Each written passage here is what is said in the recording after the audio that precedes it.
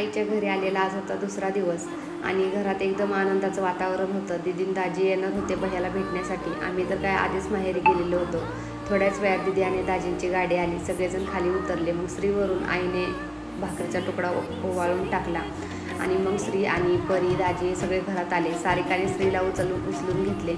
मग दाजीही आता आले आणि सगळे छोटे एवढे झाले त्याच्यामुळे आवाज घुमू लागला घरात. मग मी लगेच तयारीला लागले बिर्याणीच्या. स्वयंपाकघरात आईचा स्वयंपाक सुरूच होता. बाहेर मुलांची बस्ती सुरू होती आणि बारकी बहीण आणि मोठी बहीण दोघी बाळाला घेऊन मस्त गप्पा मारत बसल्या होत्या. भावाचंही आवरणं चालू होतं. घरात एक वेगळीच ऊब होती. थोड्याच वेळात बिर्याणी तयार झाली. सगळ्यांनी एकत्र बसून जेवण केलं. दाजी आणि भैयाने तर खास कौतुक केलं.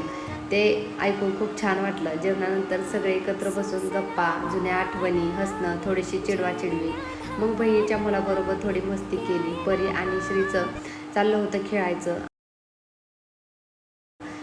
सगळेजण एकत्र बसल्यावर खूप छान वाटत होतं. पण प्रत्येक आनंदाला थोडासा विरह असतोच. दीदी जायची वेळ झाली. सगळ्यांनी हळदी कुंकू लावून घेतलं. बाळ जायच्या वेळी सगळ्यांनीच लाड करून घेतले. जणू वेळ थांबावी असं वाटत होतं. बाय बाय करताना मन मात्र थोडं भरून आलं.